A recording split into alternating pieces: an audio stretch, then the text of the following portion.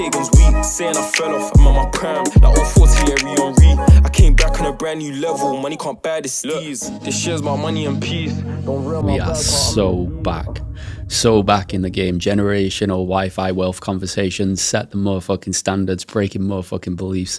We are back here today. We have Abhishek and we have Emma, two absolutely excellent through the roof closers out of the mind.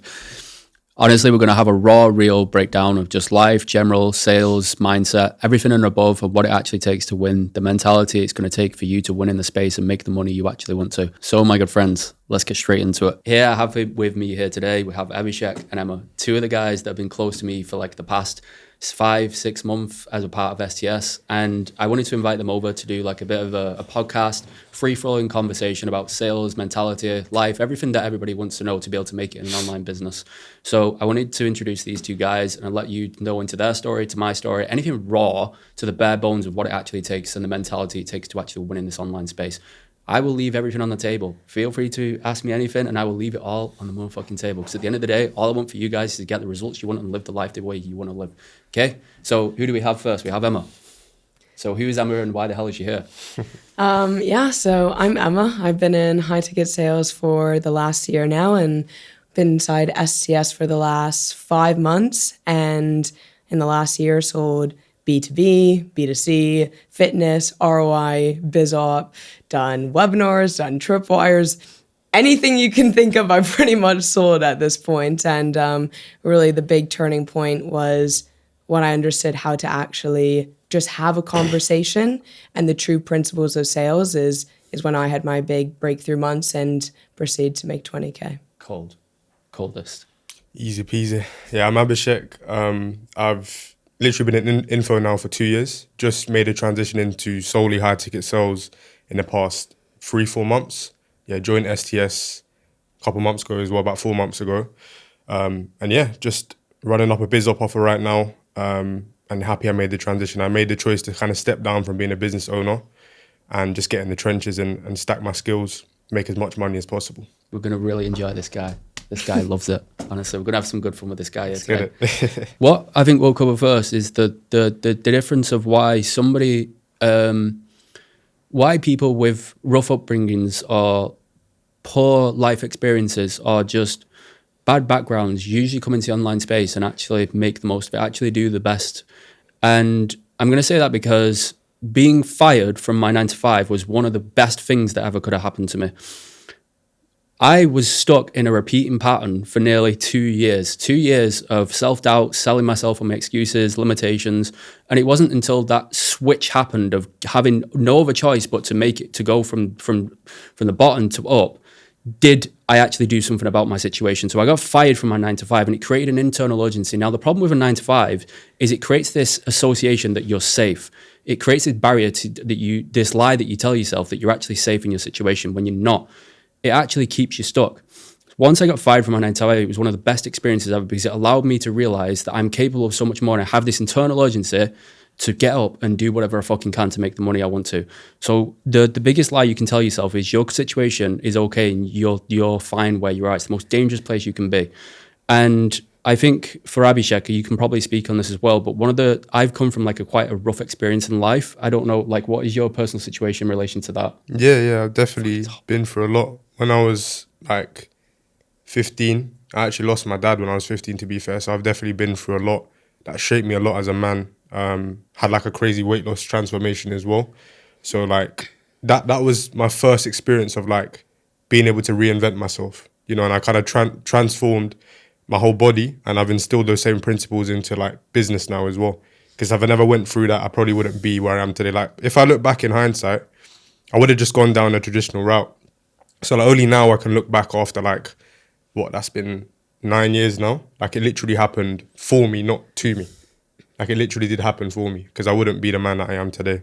And I know I'm going to go on like to do amazing things as well. So yeah, I've definitely been through a lot as well. But I'm grateful for it, 100%. How do you think that transfers into like sales though, like through being able to do more in online business? Because I don't tell anyone to do shit that I haven't done. It's like I've literally, even with like mentorship and everything, every time I've invested, I've been into credit card debt. So it's like if someone's telling me, I've got $1 grand to my name and they're not willing to get resourceful, it's like, bro, I can speak from my own experience. Like it's fully congruent. I would never tell somebody to do something I haven't done. I know what it takes to transform your life in different realms, whether that's fitness, wealth, whatever it comes down to. Like I speak with conviction because I've done it as well. So yeah. Most people would, there's like some people will tell you like you're like an idiot for going into debt. You're an idiot for constantly like investing in yourself. You're an idiot for spending all this money on credit cards. Why do you think that's an important thing to do as you go through like a process, and why do you think people fight against it? The way that I look at it, right? So the first mentorship that I got into was $7,000. That's when I was doing fat loss coaching back in the day, right? And I had 1K to my name, 1.5K to my name or something. I made a bit of money selling some fucking £75 meal plans a month or whatever, stacked up a little bit. And the way that I looked at it, right, was my job was like my literally definition of hell. And I'm sure you can relate to that as well. Like, that was like living hell every single day. So I thought like weighing up both situations, going into a bit of debt, investing that money, what's actually worse? If I'm already living in like what I define as my current definition of hell, what could actually be worse than that? Do you know what I'm saying? And at the same time as well, it's up to you to expose yourself to the abundance of money. You're always going to have like a scarce mindset when it comes to money if you don't expose yourself to the fact that it can come to you so quickly as well. But it's also like a resource, right? And it's like, if you think about, these coaching programs, whether it's 5K, 6K, 10K, like if you actually, people are just thinking in the short term. They are looking at it now, whether over the course of your lifetime, right? You look back and it's like, what would you rather regret, right? Okay, maybe you invest the 6K and you lose it, you're out of pocket, or you never taking that risk. And it's like on your deathbed, like you will never know 100%. Unless you do it. And it's like, we all get to pick our regrets. And you spoke about this as well, but the internal pressure that it creates is just second to none. It's like the biggest one I invested in was actually 12K. That was a consultant offer. And that same week we made it back in 1 week, 12K in a week. So it's like every time I do it, the internal pressure that it creates, it shows you that, bro, if you really want to go and get it, you'll do it. Yeah, look, like I was speaking to you about this before, right? That making people paying a high ticket investment is such a good thing for people to experience. Like it's so important for somebody to experience, because once you actually make a high ticket investment, it completely switches your identity. It switches your identity into like a level of urgency. You see yourself as like a high quality person. It's like something you can speak about. I've actually made, and not only that, your commitment to the program becomes entirely different, like way fucking different. Yeah. Like I was saying, like high ticket closers that are like, oh, this program's $90 a month. This program's like $60 a month. This program's only $300 a month. That's great. But what are you going to do when a prospect comes on your conversation and they're telling you, oh, I've got an awareness of a low ticket product. All of a sudden, I actually think I should go and invest in that. But you want to sell them a high ticket product. How are you supposed to sell them into the thing that you're actively doing yourself? If you're selling, if you think investing into a low ticket service, but then trying to sell high ticket is congruent, you are way off, and you're going to actually struggle to help people see that differently, because you align with it in your own fucking life. And I said this, people need to invest in high ticket stuff because it creates a whole new identity for you to actually perform out of. So important. But it's just like the excuses and things we settle for in our own life. If you can't overcome that and you can't lead yourself, you can never do that for others. And why it's like I speak with so much like conviction on my calls is it's just like, I did it when I was working a full-time job in a time zone that like wasn't ideal, when I didn't have like the money, and I put it on credit cards, and I had like literally it's just like there's nothing that anyone could say to me that I'd buy into, because it's just like I did it though I was scared. I did it though I was like uncertain. And it's like, I got scammed. I had, coaches I felt let down by, and it was like I just continued to go and go again. So when someone says that to me, it's like my belief is stronger than yours, which is why it's like I can challenge you so strongly on that. I've lived it.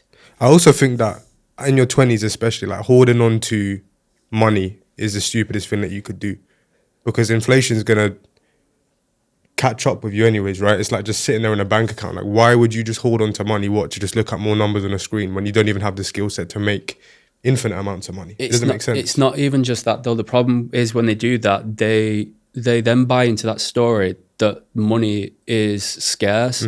So like if they go through, when people go through the 20s, I know I can say this because I used to do it. When younger people go through like their 20s and their whole idea is to continuously save money, and they attach like this emotional, they have like this emotional attachment to money, the longer they let that continue, the harder it becomes to actually let it go. And then at that point, it's kind of too late for them to actually change anything, because they've all of a sudden built this identity of like, I'm emotionally attached to money. I can't invest this much. I'm not willing. I don't have the money. They're just, these are the patterns that they've grown up through because they built that actual, like, they built that actual pattern continuously. So like, if you're in your 20s, like, it's so important to actually just let yourself free and make big quality decisions because you've got so much time to be able to figure it out along the way. But like, that time will pass quicker than you think. And I think that's something that, like, every entrepreneur's favorite thing that they've ever said is like, I wish I would have started sooner. And I say that to myself all the time. Like, what's the biggest thing? I just wish I would have done it sooner. Like, how long have you been in the space? Like 2 years, 3 years? Year and a half. Yeah, like the last year now I've been in sales, but like, you know, actually trying to get things started for like the last like 2.5, 3 years. Yeah, so 2.5 years, like 3 years. How long have you been in it? I've been in the space since 22, but I agree with you. Like, a lot of people I know are like 18, 19, killing it. And it's like, that's the biggest regret I have as well. Not to dwell, but like, if you start early, you are going to get so much more ahead. You'll build yourself as well. It's like, if you look at Ismail, right? Ismail's like a good person to kind of look at because Ismail's been doing this since he was 16. And last month, for example, he made like $48,000. He made 50K, but he got clawbacks and refunds. But like, Ismail is not only is he collecting cash, which obviously helps, like he's stacking cash together, right? But he's building himself as a person at this kind of age. So the advancement that he's going to get by the time that he's 25 is going to be so much further ahead than most 30, 40-year-olds. It's going to be insane. Yeah. It's also like the rooms that like you expose yourself to and like the ways of thinking. And it's like, even now, like the way that I talk about money, the way that I talk about life is like a complete 180. Like a year ago, I remember when I was like writing down my goals, I was like, you know, if I could make like 10K a month, that would be like so crazy. Like you'd just be like so rich making 10K a month. And I'm just like, you know what would be an even crazier goal is making like 20K. Like if I made 20K, and I have this video on my phone where I'm like, I would pop open a bottle of champagne. I actually couldn't even fathom what that would look like. And then it's like, you get in rooms with people and, you know, like, again, Ismail's a really great example for this. When my mindset was 10K is a lot of money, is I started speaking to an 18-year-old that's doing this in a week. And I'm like, wait, hold on. You're telling me you're making this in a week? I didn't even know that this was possible. I didn't even know that you could make that. Like, it's like, you kind of know it, but it's like, you don't until it's like, you actually expose yourself to that. And it was just like, being around that energy, like that mindset, like it actually just unlocked like things in my brain that like, if I had been in like a $90 like program, that it's like, I just wouldn't have ever gotten that. Yeah, he's a different kettle of fish. You set a baseline though, for like your income, like, it is mad though, because you always tell yourself like, I can't wait to make 10 grand a month. I can't wait to make 20 grand a month. Like, but in the beginning, 10 grand a month for you is like, you'll be happy when I make 10 grand a month, which you will, you are happy. Like when you make your first 10 grand a month, it's sort of like a relief. It's probably the best experience. Like people say like, I'm going to feel good when I get to X amount. I'm going to feel good when I get to X amount, right? But the biggest relief and the best moment is actually when you first make your first dollar online, because it's sort of like a relief, like finally, this actually works now. Do you know what I mean? It's like a relief inside you, and you can never repeat that same feeling ever again. Like everything after that is just something that you're chasing just to kind of stroke your ego a little bit. Like to me, your first 10 grand a month is actually a really good thing, and people should actually be proud of that. Yeah. Not enough people, like they're genuinely not proud enough. They think like people in STS, because STS has quite standards, like high benchmarks, right? Is that I'm just doing this. Yeah, it's like they're hesitant on putting out their goals, but like if you need to be abundant in thinking this is really good, I'm proud of myself, because you'll encourage that behavior to keep going further. So that I think if you make 10 grand a month, you should be proud of yourself, but just realize that you're actually capable of doing much more as well though. I think it's finding a balance between being proud of yourself and still being hungry for more, innit?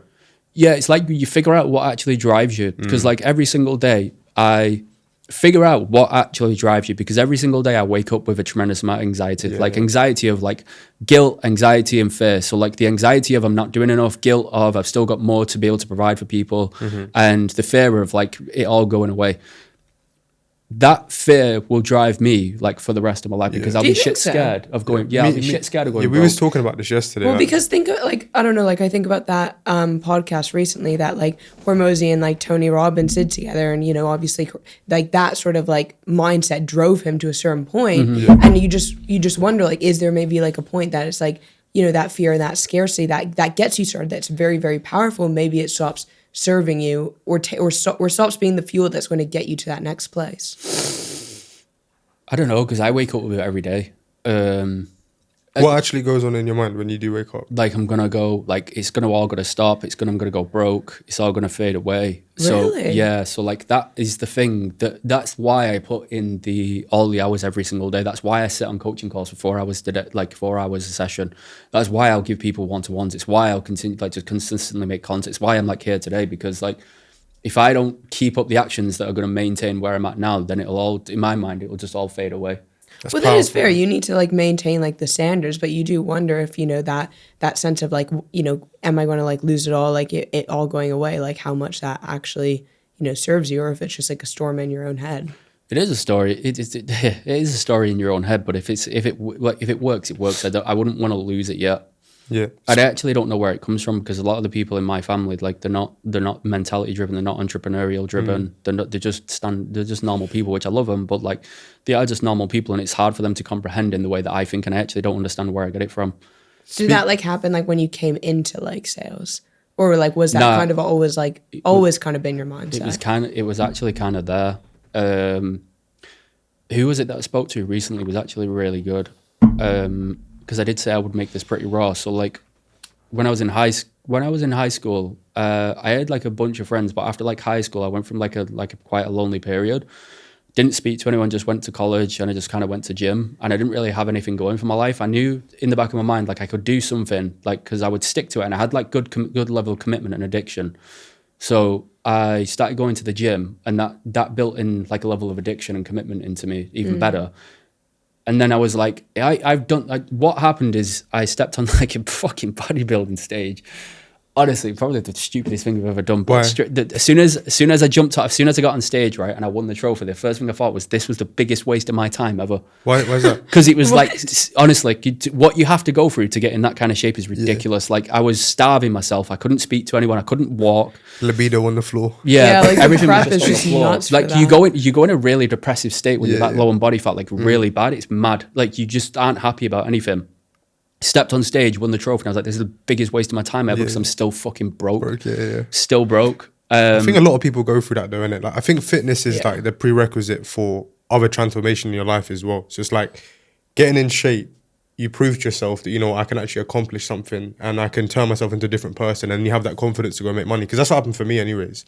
Like when I lost all that weight, it I wouldn't does. be making money if I was flipping 130 kg. It's a good, Do you know what I it mean? is a good journey to go for. I always tell younger guys, the first thing they should probably do is just get into shape. Yeah. For younger guys, they literally should just get in shape, stay to that for like 6 months straight, build themselves as a person, learn new skills. Don't have to commit to anything major yet, but actually learn new skills, expose yourself to like what you can accomplish. Yeah. And like 6 months to a year from now, you could literally change your life. But the first baseline you need to build is like who you are as a person, and that comes from just going to the gym. I think like I don't know, it wasn't really like the gym for me, but it was definitely with sports, and it was like, it was a moment, you know, I do horseback riding, and so the first horse that I had, he was this like cheap dirt pony, and like all my other friends had these like really expensive horses, and it took me about 2 years of like seeing no results, like, you know, just day in, day out doing the work. And it was like at that 2-year mark, it was like it literally took off. And like, you know, we went on to qualify for, you know, junior young riders. We won provincial champion. You know, we were competing internationally. And like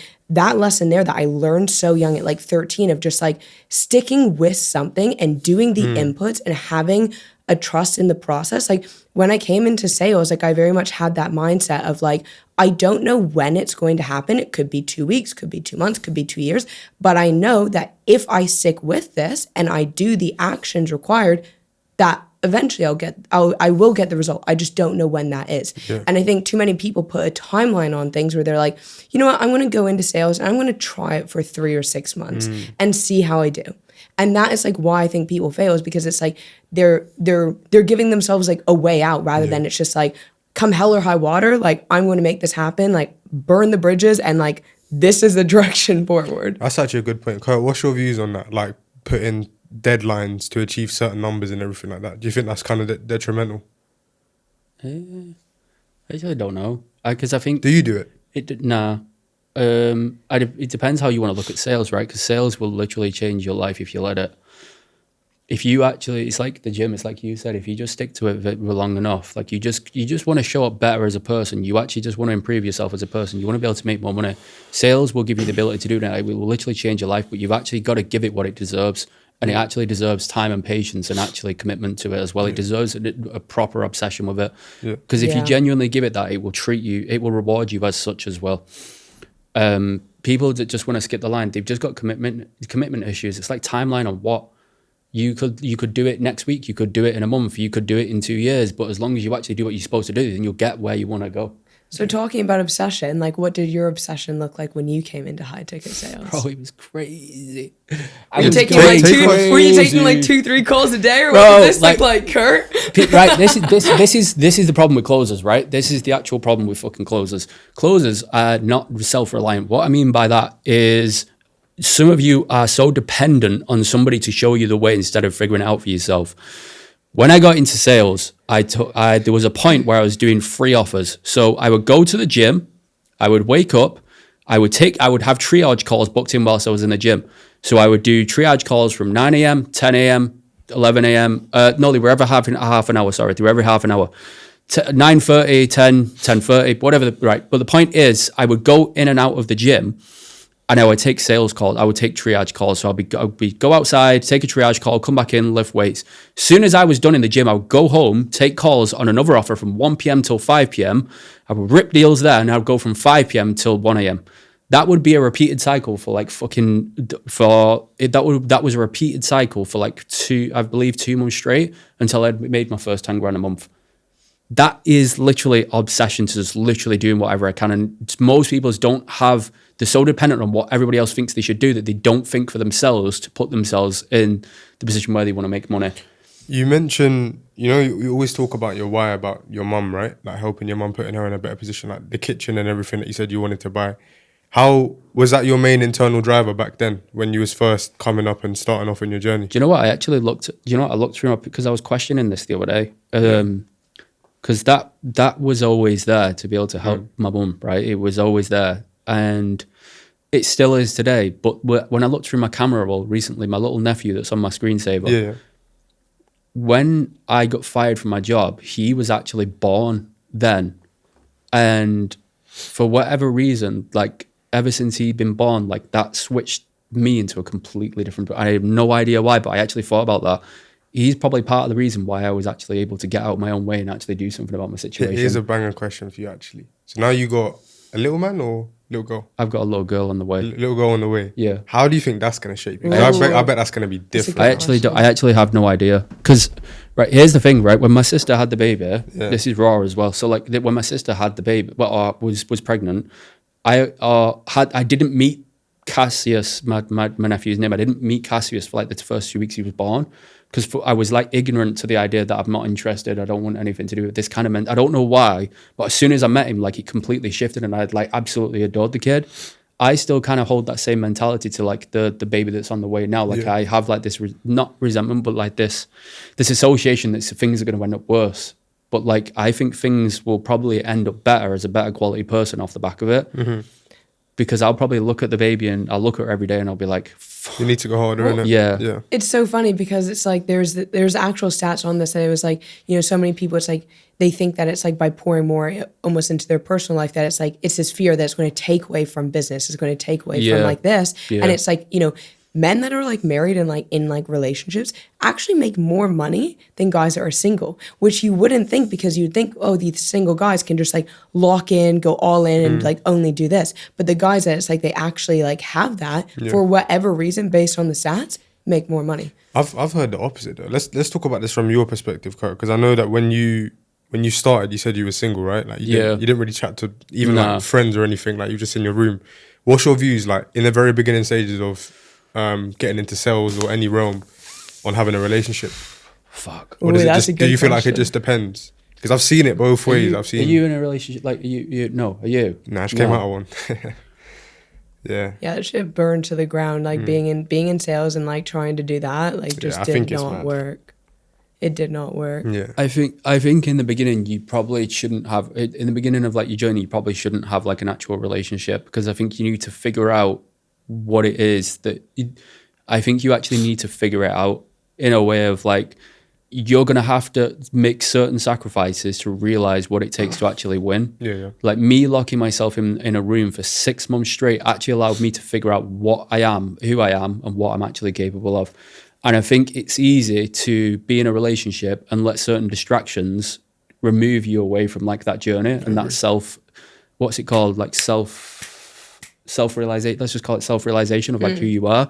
It's easy to let like little things like, oh, she's getting bored, or he's getting bored, or I should take her out for a meal. But you know what I realize as well? I feel like it's like, in order to, because you've experienced this on a mass scale now, right? It's like, in order to take care of other people, you got to take care of yourself first. Yeah. You have to be, you have to be it's selfish. like, I don't know if you read a book called 7 Habits of Highly Effective People. You seen that book? It's like, you have to, before you can like take care of other people, you got to be proactive and take care of yourself. That's the main thing. And I remember, because I actually asked you this question one time, because when I came into high ticket sales, is I told everyone in my life, is I was like, look guys, like, this is like what I'm doing. Like I'm not going to be around. Like, it's like, please don't call me in like the nicest way. Like, got love for you guys, but like, you know, don't make me your emergency contact. Like, you know, you need something, call 911. Like, I love you, but like, I got to focus on my shit. And it was like, it took like less than a year for me to like actually figure it out. But I'm so grateful that I did that, because if, you know, if I was on these calls and going out and stuff, that it's like, maybe I would have done that, you know, maybe there's something to be said. But for me, it was like the obsession of just like, the only thing that I need to worry about is like myself and what I need to do on a daily basis. It's like, I look at the same people I started with that kind of took that more quote unquote balanced approach. And it's just like, I could sweep the floor now. It's like I'm miles ahead. And I don't say that in any way, but it just kind of like. I think it was Hormozy say this, right? He said like, you can't beat someone who, when they wake up and when they go to bed, the same thing's on their mind all day long. Just one thing, one vision. Yeah. Just, you'll never beat that guy. But if you've got all these different like things you're doing at the same time, balance your relationship, friends you're seeing every single day, which is fine to an extent, but it's like, how are you ever going to double down and just go all in with one thing? It's that pure obsession. Yeah. And that was like, you know, with the sales coaches I have had, and, you know, Kurt said this to me, Ismail said this to me, it was like, just this pure, it was like, I just wanted to know it all. And I wanted to get there as quickly as freaking possible. Like, I was like pedal to the metal. Like, and I was pissed off. I was pissed off that I wasn't where I wanted to be. And that's like when we talk about that 10K month, like I didn't hit 10K and I was like, this is amazing. Like, I was like, I should have hit this like months ago. Like, I was like annoyed. Like, let me ask you to this, right? So when you feel like you're stepping out of like an old identity into a new one, yeah? How do you feel like, do you know what oscillate means? Do you know what that term means? Have you heard of oscillate? No. Oscillation is like when you have like a new identity, you have an old identity, right? And you're constantly bouncing between the two. So like you're not always in that higher version of yourself. You go back into the lower version of yourself who you used to be.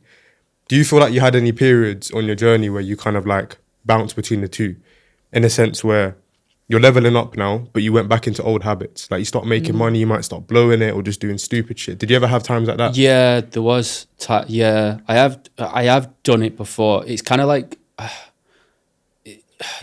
something that you're still learning to break. Like I've done it before, where obviously I've gone into a cycle. I've made good money.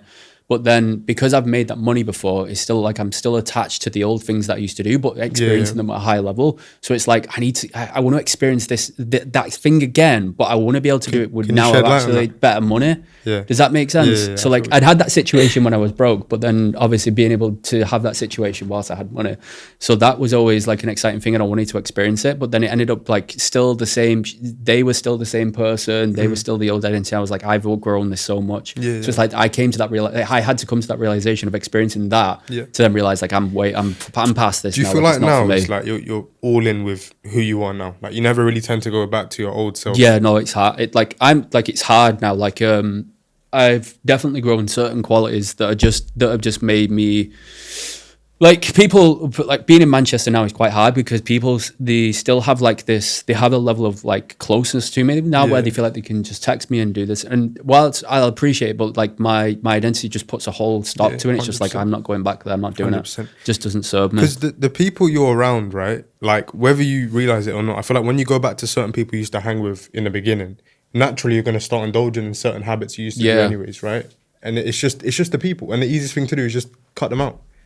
Like you can love them from a distance, but I think being around them Yeah. too much is detrimental, man. Well, I'm curious, like the friends that you had as you went into, sales and you developed and you reached new standards. How did those like relationships like shift for you? Yeah, it's quite dark. I think naturally it just fades, to be fair. It does. It That's just what I fades, said bro. to you. The other Yeah. week, didn't It I? just fades. And it's hard because even when you get around them, even though you've got a certain level of love for them, it's like you can't relate about anything. It's like, what are we actually meant to Especially talk when about? you bro? move so quickly. It's like You know what I mean? Like, what are you meant to talk about? No, bro? but you move so quickly that it's like, you come into like, anything, right? You come into sales and it's like, that group there, it's like the first people you start with. And then it's like, you outgrow that group and then you outgrow that group. And it's like, when you move with speed, it's like, unfortunately, very few people, go, that they can keep up with And that. I'll make a point as well, yeah. Like, bro, I'll be real. Since I've been around you, I just feel fucking fired. I just want to make more money. Like, genuinely, when you picked me up yesterday, I straight away, like, I just feel sharp. Like, I feel on it. Even woke up today on smoke, as I say, right?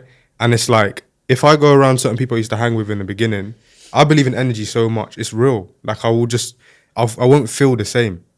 Like, Yeah. around them certain people. It would just put me in a bad we space. had that conversation in the beginning. Like I remember when Yeah. you came on and I messaged you and like my kind of rule whenever I went into any sort of community or anything is like I wanted to know the killers. Hmm. Like I wanted to know the people that were like at my standard or like higher. And I could just tell when you came in that group, I was like, yo, let's hop on. And we did. Yeah. And like you had a very good similar energy. like energy, like very direct to the point, high standards. And like we got along like really well. 100%. It's interesting that you're like that, though. Are you like that as well? In what way? Like, if you join a community or something, you want to kind of you want to speak to people like the killers and stuff like that. I think it just happens. It just flows. For example, like Hillip, for example, right? Like me and him, I don't even know how we ended up talking, but we was on a call for like 3 hours, just glazing each other's calls.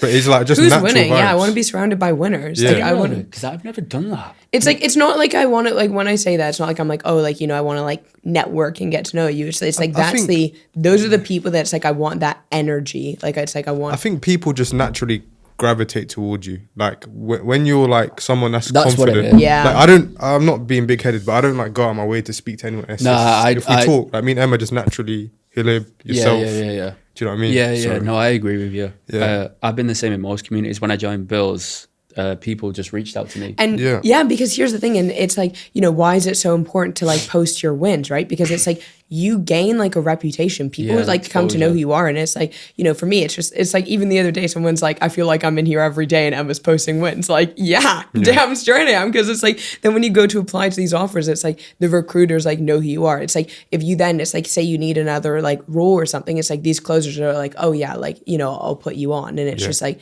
it makes your journey so much easier. And, it just, I never understood like why people like don't do that and don't put, you get out exactly what you put in. The more you put in, the more you're going to get out of life.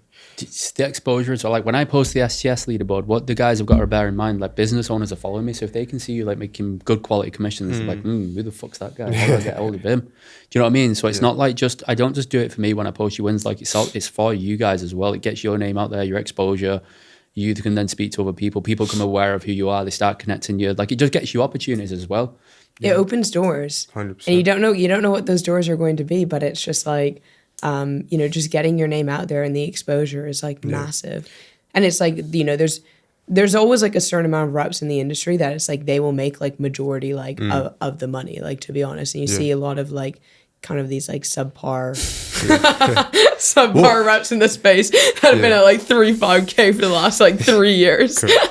What do you actually feel like? I know you've been asked this a million times, right? I'm not going to ask you what's the difference between a NPC 5K question. and 3K. I'm going to ask in a different way. I ask good questions, Get bro. outta Go on. So like now genuinely, like internally though, what actually do you think holds people back? Internally, most closers that never break past like multiple 5 figures a month, 5 figures a month even. What is it? Not skill, like actually internally. Yeah. Do you think it's the bollocks? Mainly or what? Do you know what it is?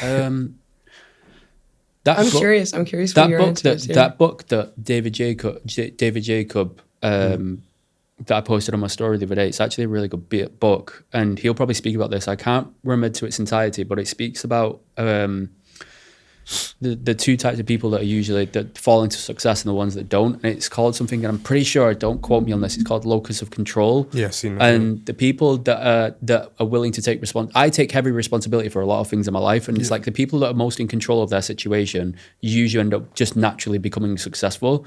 For a lot of sales reps, I think they lack the ability to be self-reliant of their situation. It's like, Give me an example. I've been making $5,000 a month for the past like 2 years. What the fuck are you doing about it? What are you doing about it? Like I'm getting payment dippers. I'm getting objections. I can't. Yeah, there's always a reason. There's always a reason. It's just like you need to take accountability for like everything in your life. Like even if it's not your fault, like it's like by outsourcing that, like it doesn't serve you at all, because it's like you speak to these reps and it's like, oh, you know, I just can't find the right offer, or the lead volume's slow, and it's just like the lead volume's slow. Like, are you doing outbound? Are you applying for other offers? Like, what are you doing to take control of this situation to get where you want to go? And it's like people just sit back and they're like, oh, like I hope life happens to me. Like I hope I get to 20K per month. And it's like, motherfucker, you're not just going to get to 20K per month by just waiting for it to like show up on the table. It's like a victim mindset. Really. Yeah, that's what the book actually goes on about. Life either happens through you or for you. So life either happens through the decisions that you make,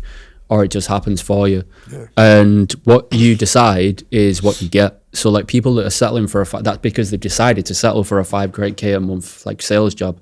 It's like the setters that are, oh, you know, I'm not ready to transition into a closer yet. No, good old Nick. What? Take Nick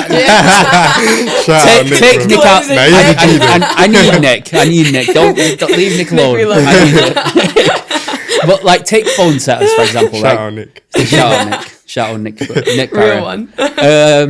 What was I going to say? It's phone setters, right? DM setters, I think they're quite needed and they're good at what they do. But for phone setters, the ones that are hesitant about transitioning from setter to closer, it's like, oh, somebody said I need to do this before I go into closer. Who told you that? Who said? Yeah. Who said you need to be a setter first? Why are you listening to what somebody else is telling you what to do? Like, are you not a fully grown person to be able to make your own decisions? Yeah. Are you not capable of making your own decisions? What are you so afraid of? Like when they say, I'm just not ready, I'm not ready to do this. You are choosing your income by settling for being a setter. Well, Kurt, what does it mean to be ready for anything? Exactly. I'm not ready. It's like you'll sit on role plays, you'll sit on setting calls, you'll sit on the fence for ages to telling yourself you're not ready yet, but ready comes through just doing the thing that you're avoiding. Do you think it's a lot to do with the fear of rejection as well? Like people just don't want to get rejected. Yep. Rejected. I think people are also lazy. Rejected from what though? Like what are you getting rejected from? Well, just the fear of rejection in sales, right? Like just how you it is rejection, though. Yeah. It is. Yeah. How? But it's not a bad thing, though, right? It's being told no, right? Yeah. I think it's these kids, right? If you take, like, for example, we're in 2026 now, and STS has had like 4 people leave their 9-to-5s. The biggest difference in those guys is they have this delusional ignorance where they don't know any better, so they're just going onto sales calls and just speaking to prospects based on what they've learned. Whereas most people are like, they don't sit on the fence. Yeah, exactly. They're not sitting on the. They're just like, I will do what. Like I've been in a job for this long, and all I had to do is just do the job. So if you're telling me to do this, I'm going to call and do this. Most people that have been in the space for a while, like setters, for example, they're like, oh yeah, but I've heard this, I've heard that, I've heard this. So they get on a sales call, and their brain runs like 100 miles per hour, thinking about all the things they should say and shouldn't say, and then it just causes like this internal combativeness, and then they don't even do what they're supposed to do. So it's like. What was the point? What was he getting at them? People saying and saying. It's people just kind of settling for like mediocre, basically.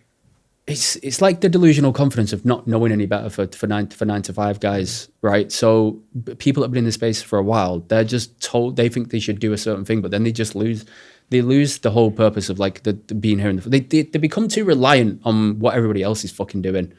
Yeah. You tell me, they told me this, but I've heard this. I've been watching this content. I should do this. I should do that. Shut up and just do the thing that you're avoiding. Stop being scared. No, that's actually funny. Oh, that was it. Rejection. Yeah, no, it's funny you say that because that was probably something that I actually had to like overcome. I'd say last year is in the beginning is very much as. And I see this in a lot of girls as well, is it's like, wanting that kind of like validation, making these decisions of like, hey, I'm thinking about getting on this offer. Like, what do you think? Blah, blah, blah. And I was doing this for quite a while. And I had a friend actually stop me. And he was like, look, you just need to make the decision. No one can make this for you. I can tell you all the things. I can look at the numbers with you. But like, you're never going to know. And like, and from that point, it's just like that I was just like, you know what? Like, it doesn't matter like what anyone else says. It's just like, I just need to make the decision that I feel is going to be best for me and like just go from there. Yeah. But that was a hard lesson that I had to learn last year. You have to learn hard lessons. It's like I said about Oh, yeah. David Jacob. Like, David Jacob grilled me for about 15 minutes straight, just giving me the hardest time ever. What was the main takeaway from that? Stop being a pussy. You passed that one down No, now, you didn't need people to say it. You passed that one down now, didn't you? Yeah, Me, bro, that's what, like, some people would see that call. Some people see that as like I'm giving him a hard time, No. right? It's, yes, maybe I am, but like it's done with pure intentions because it's what somebody gave me a back ago. Yeah. Like, stop being a pussy. You sound like a girl. What are you doing? And I respect you more for that. You know what I mean? Yeah. I respect you more as a person for telling me that.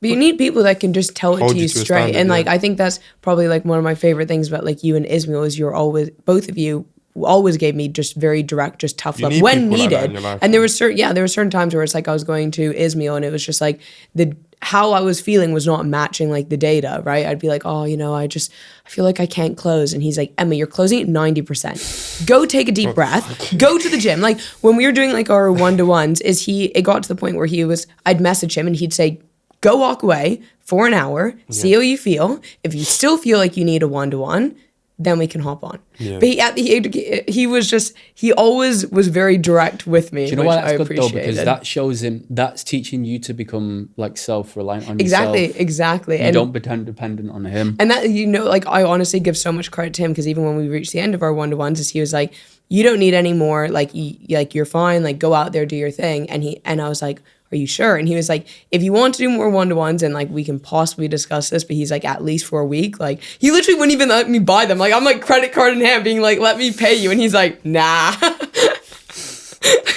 It's good though, because it's like we can only be honest. Like, I'll tell people they don't need one-to-ones. Like Rayan is a good example. Like Rayan was at a point where he was overworking himself, right? So he was taking like 6 to 10 calls a day, if not more. But then I was watching his calls, I was like, bro, you're actually fucking good. Like, you could reduce your calls to like 3 to 5 calls a day, and I promise you now you'll have a record month. The same month that he did that, he had a record month. Yeah. And it's like, now we did another one-to-one session and I taught him how he's going to be able to increase his income again. So it's just something as simple as increasing the price point. Like sometimes people overcomplicate. It's like, I need my skill set. No, it's not. Like, if you could just increase your price point now, you literally just pitch a higher price, you'll make more money off the back of it. And sometimes it's the things that you can't see, like the things that you can't see, or the things that you can't see that I can see that are actually going to help you. Yeah. That's like the biggest difference for a lot of closers, that they think they need this magical thing, but it's just the thing that's in front of you that you can't see yet. And sometimes it's just that blind spot and having that like pointed out. And I think that is like just being around like, you know, people that have more experience than you in the industry, that it's like it's like your perception of what a problem is versus like a coach being able to be like, no, that's not the actual problem. You're focused on the wrong thing, mate. Just switch over here. And it can make like those small tweaks. Like those small tweaks can yield such a big difference. Well, another thing that I think that's probably a reason why some people get stuck at a certain income is like self-awareness.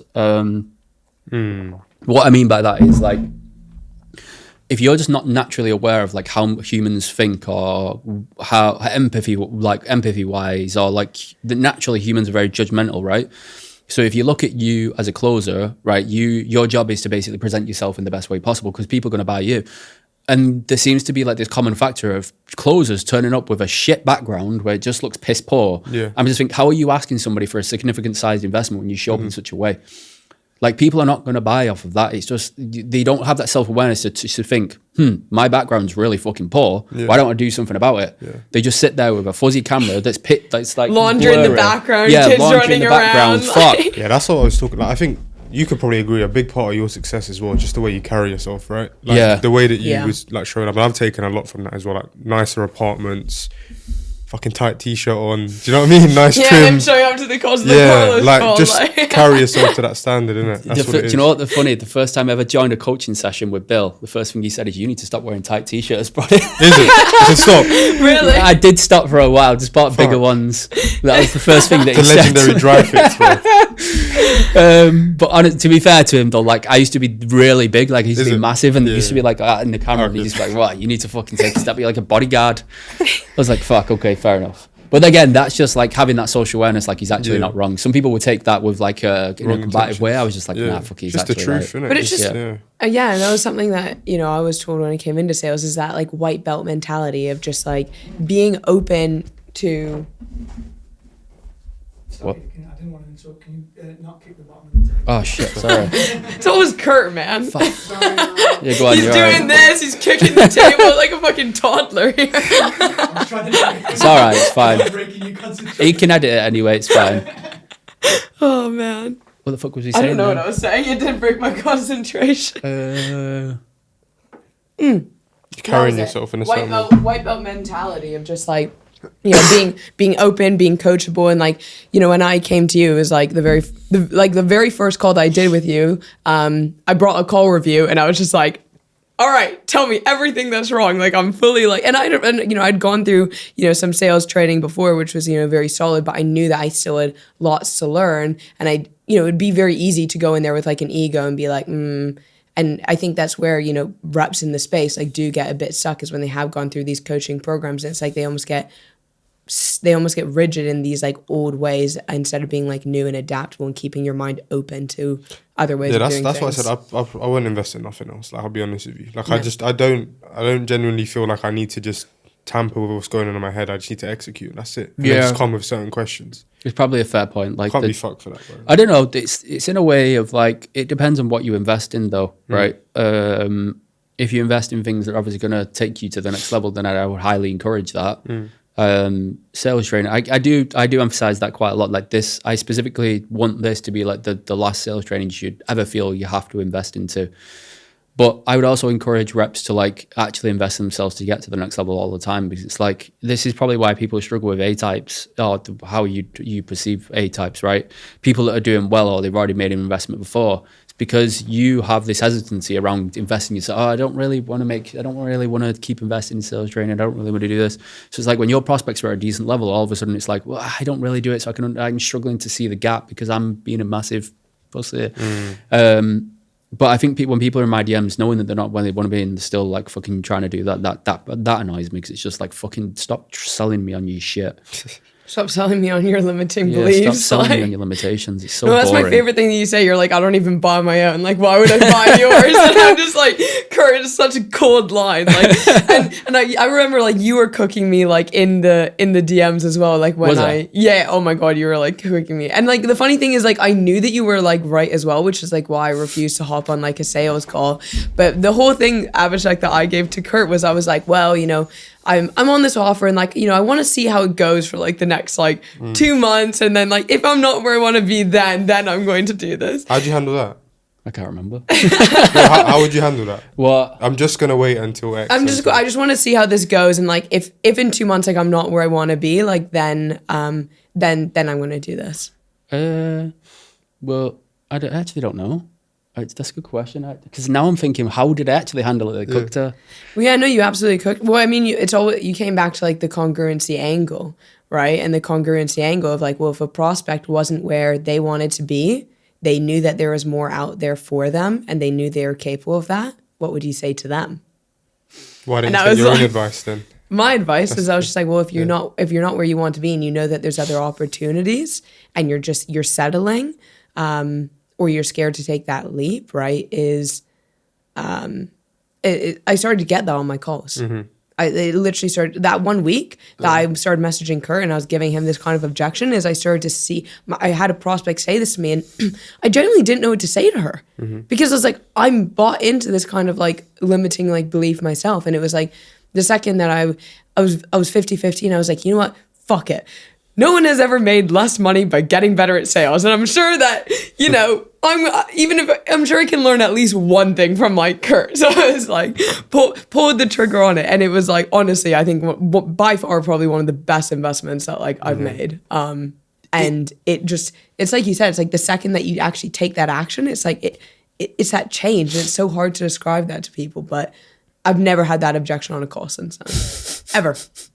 Just that one fucking week. Yeah, that's fair. Fuck, I actually don't know how I'd handle that now. He's stuck. No, because it's like that's on a call. It's different, isn't it? Because you actually have leverage. Yeah. It's not leverage, it's like context to a situation. So Mm-hmm. the objection handle makes more sense, right? Because for you, if you were to give me that objection on a call and it's like, I've been humming and hawing over sales training for the past 2 months, but now I just want to delay it for another 2 months, then I would have context to that to then be able to leverage that in the situation. Yeah. So like in the DMs, I probably had more leverage. Like Eladio was one of my favorite conversations in the Yeah, you're DMs. saying, yeah. I fucking love Eladio for that. Honestly, it was the best ever. Honestly, I was cooking him so well. Do you get excited when you get to do that? Oh, Like I in the love DMs, it. like when Honestly. people are giving you their limiting beliefs When- and you're just Mate, testing them. honestly, I love it. As soon as people are in my DMs and I can see their excuses, Nick's like, "Oh, you might need to voice note this." Oh shit, sorry. Nick messages me. Nick messages me in the DMs like, "You might need to voice note this guy." I just love it. I just like, "Oh, here we go. This is going to be fun." Eladio's was the best because he was like, I'm about to buy Josh Lyons' program, and he was like, "I literally met you like an hour ago, so I don't even know who you are." And I objection handled him for about 10 minutes, and I said, "Go away and actually think about what you want about this conversation, because otherwise nothing will change." You come back a day later and we won't need to pay. Yeah, paid in full. He's Yeah. like, here's the card. Like, But the best thing about that is that like I knew I could make Eladio really good just based on like who he was as a person, because he was a fighter, right? He was an MMA fighter. So I looked at him and I thought, right, I could make you really fucking good. You just need to get out your own way and stop being a massive girl. As soon as you come in, like Eladio is super good. Like I would trust Eladio with a lot of stuff. I'd love that kid. And he's just like, he's like an early reflection of like, let's say who I was like a year ago, like very sharp, very aggressive, very empathetic as well, but very aware in a conversation. He's just super skilled. yeah. But that's why people say you shouldn't objection handle, or objection handling is a bad thing. But if I never would have done that, Eladio would have never had the success that he wants now. But it's that true belief, right? It's like you saw more for him than he saw in that There you go, moment. perfect. I saw more for Eladio than he could see for himself in the moment. What a fucking cold line. I can see more for most of you motherfuckers than you can see for yourselves. All you got to do is trust yourself and then trust me. Hardest part is trusting yourself. Anyway, but even with you as well, like I give you a hard time because I know you can do really fucking well. And it's like when you come on the coaching calls and ask me after about 3 hour session, you're like, "Oh, I've got maybe 10, 1, 2, 3, 4, 11 questions." I was like, right, fuck it, go on, just rip it. But like off the back of that, you get what you want, you feel good, you go away, you implement it and you get success. The biggest difference between, actually, this is an excellent one as well, because I read this from David Jacob and it's actually so fucking true. Your ability to succeed is based on your speed to implementation. Yes. Fuck. Absolutely. I honestly, that resonated with me so much because the only thing I care about is like I'll get what I need and I'll go away and I'll just use it and use it and use it. And I'll use it with trial and error until I see how it actually works. Whereas most reps, they'll take something, they'll use it once and be like, it doesn't fucking work. That's not how business or life works. Yeah. Business or life work by pure repetition and just trial and error until you actually see it work. And then Yeah. you just repeat that. That's a really good point. Speed of implementation. Yeah. That's why I feel like, you know, when I come to calls and I get one valuable takeaway, I won't ask much more until I've done that one thing. Like I won't ask like a million things. Sorry, Emma. I want to get a deep understanding though. Okay. Yeah. No, of course. I'm just saying like I'll rather take one thing from the call, go and implement it straight away, then come back for the next. Rather than just sit there, binge loads of videos and implement 10 things at once. Like, That's the way that my mind works. I don't know, like when I go on like those calls and it's like, you know, when I was like trying to understand it, because it was very new to me and there was a lot to learn. Like when I came into STS, it was just different than what I'd been taught before. And it was like I'd ask a question and then like that answer would spark like, it was like I wanted to go in depth to really understand it, because that's the thing is it's like I didn't need a word track, like I didn't want a word track, but it's like I actually wanted to understand that it's Why like do you ask when certain someone things? says this, like what does that actually mean, like what is that person thinking? And it's like if you can understand that and you can understand why are we reframing this person, like why is that important, why is this, like what is the purpose of this reframe, then it's like it doesn't matter the word track because you understand the concept and the think. principles and the ways of thinking. And I literally said this to you, it was like as soon as like I understood that, it was like on sales calls, like before STS, like I used to get so nervous. Like I was like so stressed out. It caused like so much like anxiety for me. Yeah. And like I was like, I need the perfect like word frame or track to like give to them. And like afterwards, it's like now I hop on calls and it's just like it's so, and it's like no matter what they say, it's like I just feel so confident that it's like I can take the conversation. I know where to take the conversation just based off like the words and what you're saying to me, because it's like language, like language is your beliefs. And it's like, I can tell within 2 minutes when someone's like, yeah, it sounds crazy, if I could do this. And I'm just like, oh yeah, here we go. Time to cook. I'm like, let me guess, you just haven't had the time to do anything yet. Like, Time to cook. time to cook for real. Whip Me it in up, the fuckers. kitchen, like. Yeah, no, honestly, like if you can listen to the language, like you'll quickly pick up on how people think and the patterns that they're likely falling into. And when I learned that, honestly, it changed like a lot in the way that I sell. And the conversations that you have off the back of it Yeah. are so good.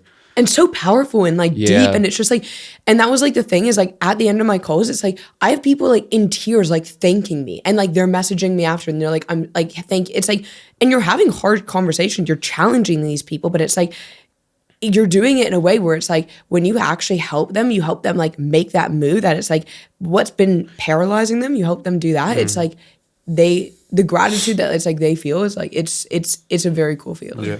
I actually want to bring up a reel that I saw the other day, actually. Go on. I can't remember what the guy was called. He basically made a reel about how sales is.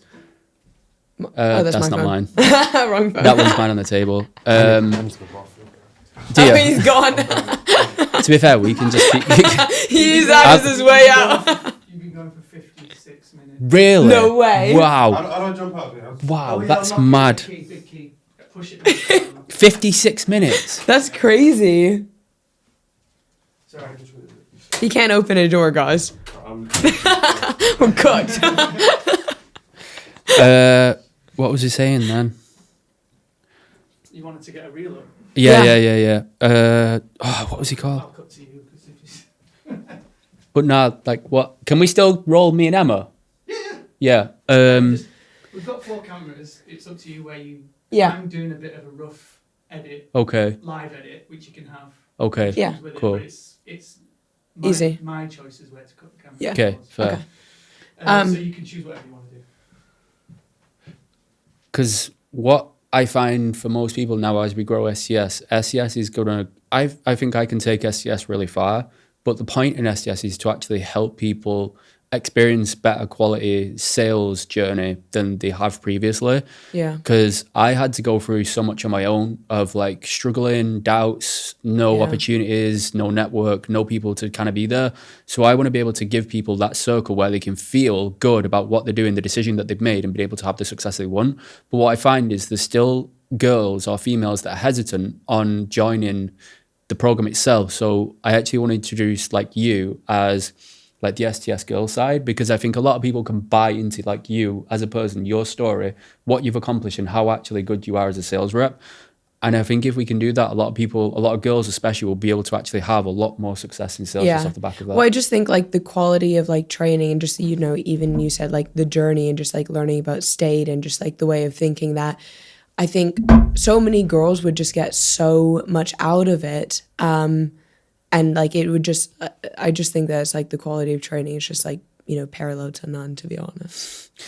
We'll change some motherfucking females' lives. Yes. That would be cold. Wait, let me try and find this thing that I saw the other day. Here it is, Alex Beck. So this was it.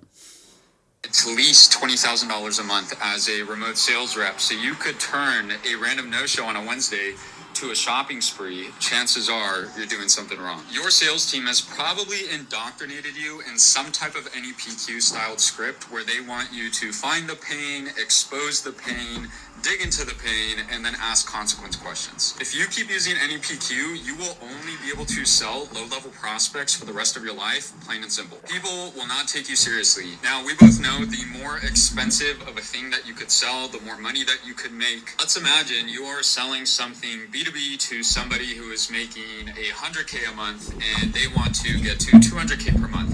And we decide... I'm about to cook him. Thank you. That is way off. Like, if you want to get somebody to 100 grand a month to 200 grand a month, you can't sell them emotionally. That is so off. That's like saying that you can't have an emotional conversation with A-types. Do you know what the problem is, right? Do you know what the actual problem is there? That just shows me how far behind, the industry actually is, because they're still thinking like that. If you look at the way we sell, we don't focus on pain. Well, we do, but we go into it in different ways, right? We focus on the language, we focus on the beliefs first, that then help us discover how this person thinks and what the likelihood of the limitation to be in their situation is. That's how we actually sell. And if you think you can't sell somebody making 100 grand a month doing that, you're terrible at sales, and you think the only other way people sell is by like just typical Jerry Biner selling pain, right? We sell in totally a different way that it can be applied to any single person out there. And I genuinely mean that. Like, you could sell me. I make well over the numbers that he's just said, and you could still sell me in that way of finding a limiting belief. I think people think you have to sell consultative. It is bullshit. It's just because they don't have a good enough skill set to be able to have that kind of a conversation. Yeah.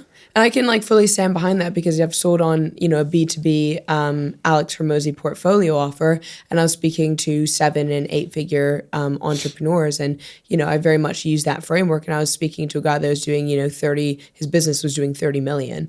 And, you know, we were talking about, you know, those like limiting beliefs and, you know, that control and things that he was like finding hard to like let go of. And it was like, someone having money does not mean that you cannot have those conversations. I mean, that itself is a limiting belief right there. Like like it doesn't matter. There is an existing limiting belief inside of everybody. It doesn't matter what it is. Like, there is in your day to day, every single day, you will question something that you know you've got to do. There will be a decision in your business. There will be a decision that you've got to make that is an investment. There will be a decision that you've got to make to change the business. There will be a decision that you've got to make as a business owner to be able to let go of your business, let go of control. That is a limiting belief that you're holding on to that will actually cause damage to the business. So thinking you have to be consultative and just basically pitch and pray, you're out of control of your own deals. Like, that's what he's talking about. Just consultative and just maybe pitch and pray and then just provide value. Yes, people will buy from that, but you're not actually helping people. Like, what if you install your strategy to their business, right? And the same thing that's keeping them stuck now, they carry over into your business. They're still going to be stuck. Let's say they've got to let go control, but you haven't figured that out. They then go into your program and they still hold this limiting belief that probably dismantles the business continuously. The thing is so many people don't realize this, right? Like, when I speak to people, and it's like, you know, I ask them, like, genuinely, you know, if you've been in this pain, right, or you've really wanted this goal, why are we not there? Like, why are we not taking the steps? And we get caught in our own stories. We get caught in our own bullshit and our own lies of like, I haven't had the time, I haven't found the right thing. Yeah. And it's like, you are doing that person a disservice by letting them believe them. It's like, you almost need to give them clarity, because you're like, no, like, and again, it comes back to seeing more for someone. It's like, no, because that's external. Like, internally, like, what do you feel like that is? Skepticism, doubt. And it's like, okay, so that's hold you back. Now that you know that's held you back for the last 2 years, right? This belief, this mindset, this way of thinking, if we continue to hold on to that, what does that look like in another year? I think that's all you need to close as well. I think every single time I look at a successful call, it's just because I've got really crystal clear on their limitation, like how you teach and what happens if they continue with that. I had a really funny one the other day. The guy was actually scared of his wife. Like, we got to the root of it. He's actually scared of like what his wife would say and how she'd perceive it. Went into the whole responsibility, closed. Easy. Like, literally, like, he literally told me he was scared of his wife, and I just made him realise how stupid that was when he's doing it for her anyways. Well, I think what's been working really well for me is just showing people that it's like and just really like that, almost like that empowerment angle is just like, you're in control of your thoughts. You're in control of your mindset, your beliefs. You are fully capable of being able to let go of this, right? Like, it's like, and something I'll say, you know, when I'm like, okay, in a year's time, like, if we continue to hold on to that, what does that look like? But then I'm like, but who's in control as to whether or not that does become a reality? And that itself is like, you have full control as to whether in 1 year's time your life has done a 180, or whether you're in the same spot telling yourself, well, I just haven't found the right program yet. I think what I've learned as well is like, I can definitely relate to this, because when I was massively overweight, I was in denial. Yeah, and I think a lot of the reason why people don't change is because they're in denial about their life. Like, they're not self-aware as to like what their limitations are. I think that's all sales really is. It's like getting to the root of like, why is somebody in denial? And if they keep being in denial, what does that look like? Yeah, just tackling that. It's pretty simple. It's easy to overcomplicate. Yeah, it's very easy to overcomplicate it, but so hard for some people to get it right. All it basically is like, cool. Where are you now? Where do you actually want to be? Why Okay, not so there? what's in between that? Yeah. I mean, is the reason you're not there. Let's have a conversation about that, because if we can find the root cause, then we can find the solution to be able to solve your problem. Yeah. Perfect. And that's the thing is, you see like on Instagram now, everyone wants to create like a new fancy like reframe and word track, and it's just like the most outlandish stuff. And it's just like, again, it just all comes back to basics and principles. And it's like, if you just truly, it's like if you have those 3 things on like a call, like you just said, it's like that's all you need. You don't need all these like fancy schmancy things if you just get those 3 things. What was we talking about at dinner last night? Because we were talking about this. Yeah, that was it. So like people look for these perfect reframes. They look for these magical things that they should say on a call, right? That saves them maybe 1 in 10 deals. It's maybe a conversation that comes out really well on like 1 out of 10 calls. So they focus on how can they find the magical thing, the magical next thing, the new methodology, instead of just focus on the actual principles that are the thing that get results. And yeah, and it holds people back because it's like, well, unless they have the perfect thing, it's like they don't call it out. And I literally had a rep come to me the other day that was like struggling with this thing, and I was like, okay, like let's just like role play it. And I gave him this kind of like smoke screen, and I could tell that in his head he knew that this was like bullshit, but he didn't call it out. And I was like, why didn't you call it out? Like, I know that you heard what I just said. He's like, well, I didn't know what to say. And I'm like, but you need to say something. Yeah, just say something. You just have to say something. Like, Do you think this is a good point as well? Sorry to cut you, but like, do you think people just get in their head and overthink Yeah. rather than just All saying the the first time. thing that comes to their mind? Like, it's just better to say the first thing that comes to your mind. I think there's a space. I think there should be space to think about what you actually, but about what your intention is with what you're about to say. Yeah. But like, what's in your mind is, okay, how do I say this? But maybe navigate it in a better way. Yeah. But like for most people, if they just said what's on top of the mind and just got that out of the way and just figured how to do that first, then they would have better success than hiding it away. Yeah. But some reps are just fucking dumbos, man. but it's like, I don't know. It's like if you had a friend, right, that like came to you and it's like they were doing the same dumb What thing would you again say to them? and Yeah. again, right? It's just like you wouldn't be like, oh, I don't know the perfect thing to say. You'd be like, okay, you've been on and off with this person for the last 2 years. What are you doing? Like, you just call it out. Like you wouldn't be like, too many people are thinking of the perfect thing to say rather than just like being in the moment, being present and just being like, that doesn't make sense.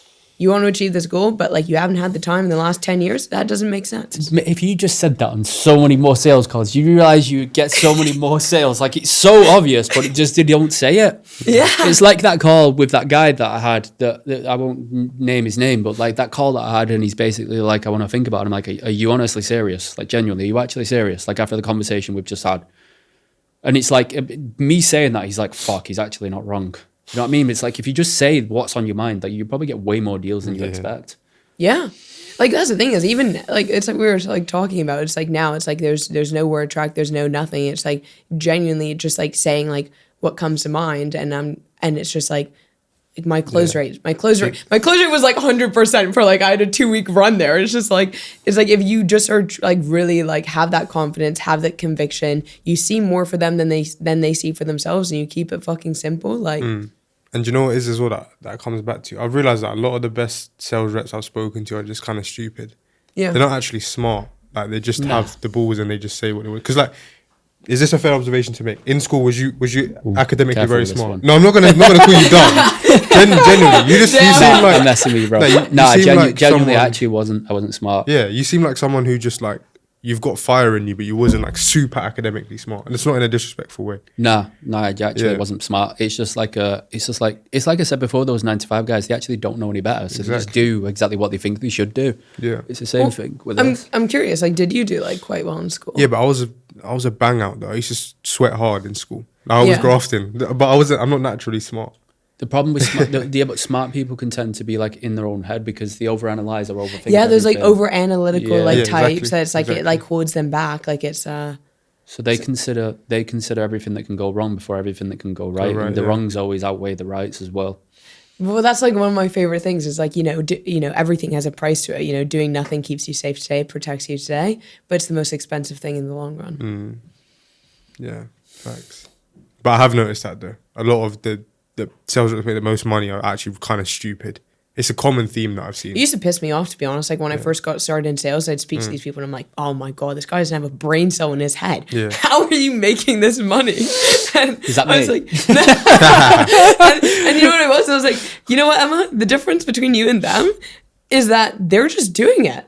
Yeah. They're not even smart enough in a sense to like doubt themselves. They were just doing it because it's like, and I was like, holy shit. Like that was just such like a turning point moment where I was just like, you're just in your own way. If you was to simplify sales like in like a very small sentence, what would you actually say it is? What is the purpose of a sales school? Life-changing conversation. Yeah. I actually don't know. It's like probably, yeah, just like, I don't know, a life-changing conversation. Yeah. There needs to be something else tied to that. Hard-hitting conversation. It needs to be like it's not a therapy session. It's actually not. Some people say it's a therapy. I don't think it should be either. It's not a therapy session. It's not, because it's like... Because then people take the piss. It's like, oh yeah, I've just got my therapy, I'm going to fuck off and I'm not going to pay. Yeah. It has to be like a hard-hitting... Do you not think they're just like leading someone to change? Like it's not my job to make the decision. I'm leading someone to change. Yeah, it's not my decision to make. It's not my job to make that decision for you. It's just to make it very clear as like the two paths and like what you want to do. And do you know what I hate though? I hate how it's just like, why is it such an NPC response? Like, how do people just naturally say when a decision is on the line? Why is it just people naturally say, "Oh, I need to think about it"? Yeah, How is it just like an automatic response? So it's not even thought through. How is it just we all repeat the same stuff? Like, it's like think people about can't exposure. think for themselves. Think about exposure. Think about environment, right? It's like if that's what like you're around, and it's like the majority of our society, like we're even just the way that us as humans are wired is we're not designed to thrive. Our brains are designed for us to survive and keep us safe. So safe. Even if we know that this is going to serve us more, it's still going to try and hold us where we are. Because that is where we are safe at the moment. We're wired to be comfortable, not to be happy. Exactly. Remember I read that in, I think it was The Mountain Is You, sick book. But yeah, like it talks about that, how we're literally wired to be comfortable, not to be happy. Self-sabotage, we're the biggest creatures of that. But I think that's why it's good to change your environment though. Like the UK is probably the worst environment to actually thrive in. Like a lot of UK people, they're so limited in what they're actually exposed to. Like they just go day by day and they're sold on what they can't do, what they shouldn't do, and they go through the same repetitive cycle. It's not until you break free, especially from the UK, you speak to other people from other countries, you speak to people from the US as well, like you start to realize like these guys are insane. Yeah. Like these guys actually believe they're capable of something. When you look at the UK, they're still like, it's a scam, I don't believe it, it's too much, it's too expensive, I can't afford that. You know, then they try and belittle you for what you've got going on as well. It's crazy. Like, I just hate the UK environment. I think Dubai, like when you expose yourself to Dubai, you've not been yet, have you? I've been a while ago, but I need to go now that I'm growing in it. So like you've not been to Dubai yet, have you? Like when you expose yourself to like the type of people out there, it completely changes the way that you think. And I think as anybody in life, if you're on online business or just like a regular guy, you need to expose yourself to like different environments because it definitely opens up your way of thinking.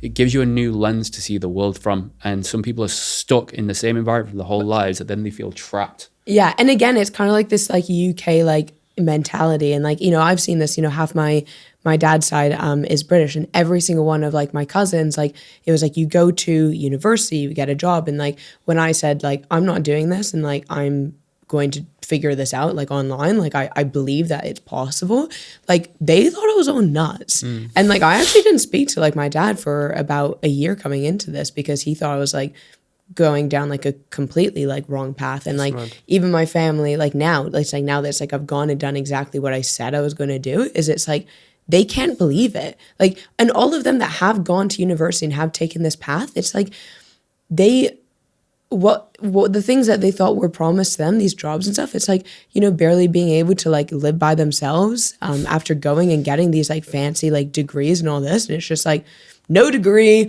finished high school and just like went into sales and was like, I'm just going to start making money. And it's just like, I don't regret a lot of things, but uni's probably the biggest regret I ever had. I wish I started when I was like 18, bro.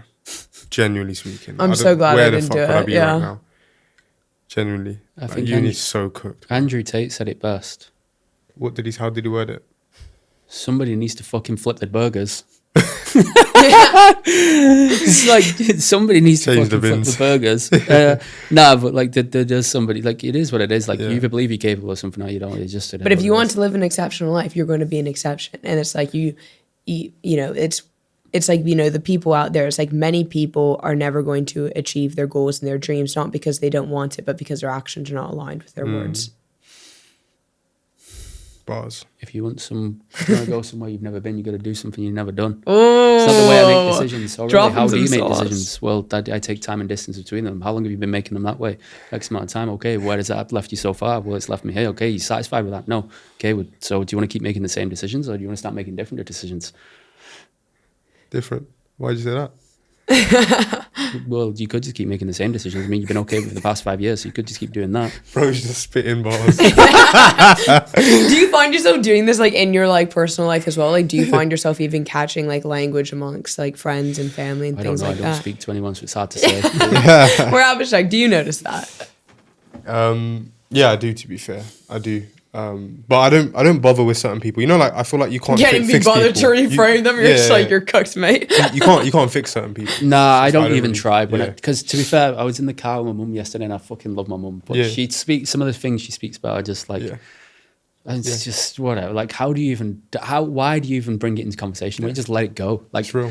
like negative things that happen in my life now. Like, I don't actually give them enough. I don't actually give them any weight. Yeah. Because it's just like, that's actually mad. That I've never actually realized that. But like, I don't give them any weight. When negative things happen or something negative, something bad happens, unless it's a stress inside the business, then obviously I understand that and I fix it.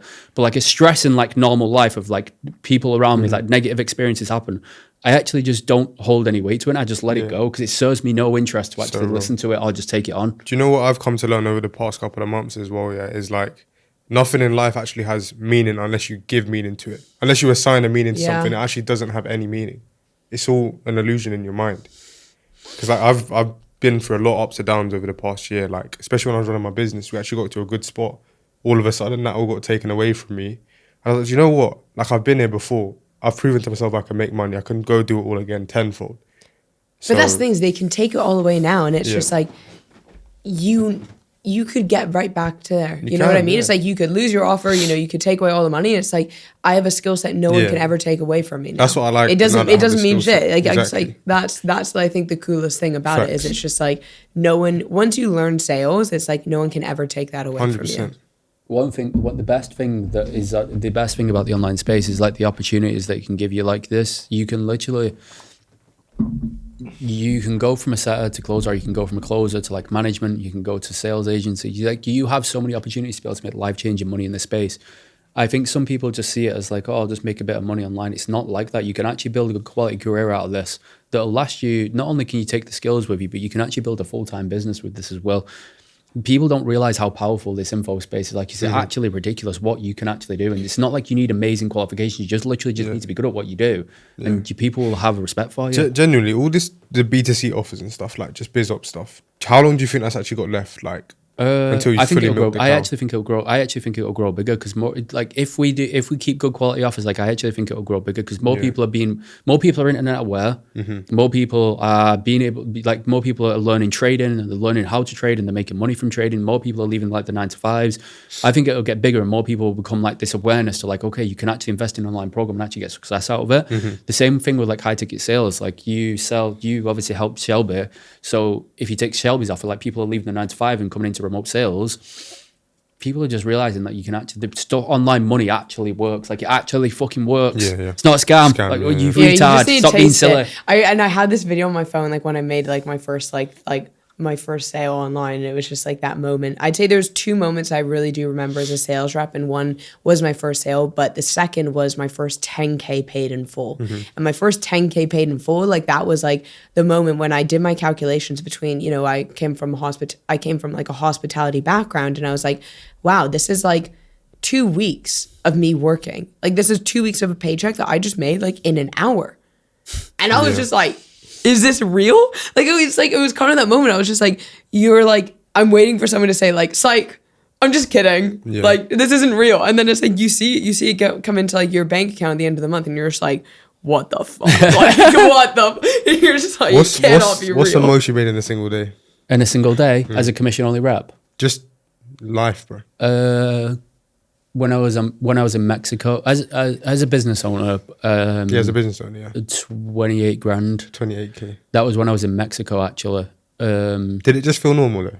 Well, I made 20. I think I made 21k yesterday. Yeah. Oh yeah, when we was out as well. Yeah, Yeah, in the car. 12K Chilling for dinner, yeah. just made 21 grand. It's So I just picked up the tab, eh? fucking brilliant. Let me ask you this genuine Payment question. differs Yeah, here. like, what's the coolest thing you've been able to do as a byproduct of actually making money right now? Ooh. Ooh, that's a very good question. Thank you. Um, So I get paid to do. to answer the other, like as a sales only rep, the most I've ever made in one day is actually 12 grand as well. Yeah. So it's like, 12 grand So a you did day, that's 120K cool. cash Yeah. collected. Cheeky Webby. was it a webinar? It wasn't a webinar, no. It was a couple of bigger size deals. Yes. What was I going to say?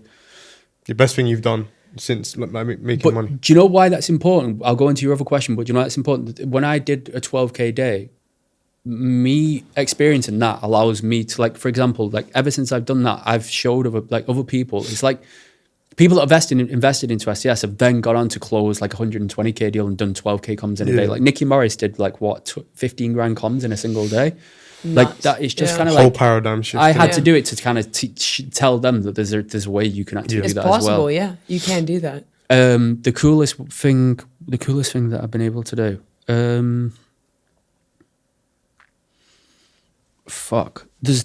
I don't know. There's many things that the cool. What do you mean though? Like the coolest thing I'm able to do or I've done?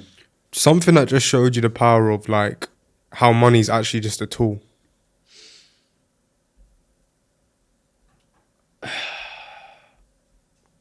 That's what happens when you ask your prospects hard questions, isn't it? Yeah. It's a deep sigh. Because I actually don't know how you define it though. It's like I could easily say like if my mum wants money, well Yeah. the fact that my family when they need money, for example, like I'm able to support them and just send it to them straight away. Like as soon as they need money, I just send it straight over to them. Yeah. Probably that, but like the experiences of being able to actually just travel and just have choices in life, I can make decisions at peace. Yeah. That's probably the best way to describe it. I can make decisions at peace because I used to make decisions out of scarcity, whereas now I make decisions at peace. No, I love that. That's I love probably the best thing. That's probably the best thing that's ever I happened. think it's always family and experiences. Like even when I was running my business before, we had a day we did 10.8k in a day, and I flew my family to Budapest, and it was the first time in my whole life where I was on holiday, and no, not on holiday. Yeah, I mean yeah, like where I didn't check my account. Like everything I could just That feeling. I could Yeah. just do, and I didn't have to check it, and it was the best thing ever. And whenever I get like low now or like things are slow, I always try to go back to that experience of like this is what's actually capable. Oh man, I used know to what I mean? remember that. Just like even just buying food, just like gas, things like that. It was Little- just I so remember- yeah. fucking stressful. You know, like even just being able to buy steak every single day. Fuck me, like that. yeah. I'm just When I was in like, yo, Lisbon, I had steak every day for 3 months, every single day in Lisbon. Steak and eggs every the single little day. things in life. Fuck But it's me, just it's bro. being able to do things, and it was like Quality, you have bro. those like moments of realization. It's just like just that genuine freedom, just like being able to do like whatever the fuck that you want to do, and then also getting to have that like impact on like others around you, where it's just like, oh, I want to go to Colombia, like I'm just gonna book flights and Airbnb. Yeah. Like it was just like it was so surreal. Like it was just absolutely crazy, and just like being here, like it's like. You just never look at things. It's a very cool feeling when it's like you've experienced the opposite of you're just like, you're kind of mentally doing the math of you're like, okay, so the cocktail's that, okay, so how much is the appy, the entree, okay, we're definitely skipping dessert and then we're rationing for the rest of the week. Do you feel a bit numb to it now though? Or do you still get a thrill? Like every time you get a little fan base, it's like yesterday in the car. I do it for content. I do. Say Like again? I just do it for content purposes. Right. Like genuinely, like honestly, it doesn't even make that much of a difference. Yeah. To be honest, it adds more weight to like I don't know. Inside of me, it's like fuck. I've got more responsibility now. It's like fuck this Another guy client, enrolled, yeah. and it's like I've got to be able to support him to be able to get these fucking results. Obviously, I hold a lot of conviction in that, but it's still like a level of responsibility. It's like fuck, this guy paid, but now I've got to fucking bear that responsibility. I've got to make sure I get him a result. But it is kind of numb to it, to be honest. Like there's I won't say that actually, but it is just kind of numb to the experience of making more money. But I So think what's the significance behind you making more money now then? I actually don't know. life? That's kind of what I was going to go on to because it's like I think it's just kind of chasing ego at this point. Yeah. Um, Do you think that's even a bad thing though, bro? I don't think so because it's kind of like identity and you act in accordance to how you perceive yourself to be. When I was in college, I was going to share this before actually. When I was in college, I was quite like lonely and stuff like that. And people used to invite me out to certain places, but then when it was time to go out to these places, like they would just ignore my messages and stuff like that. So like I went through like a lonely period of like not speaking to anyone and not really having like many friends. So from that moment, like I always promised myself, like I would actually become something, I would actually do something great with my life. And ever since then, like I've always act out of that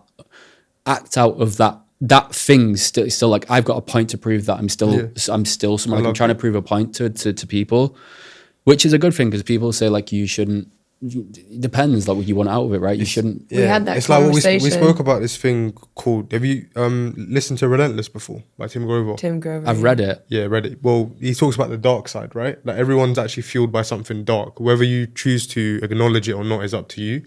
But people actually do, especially men. We want like money, power, respect, women, all these kind of things. We do want that subconsciously.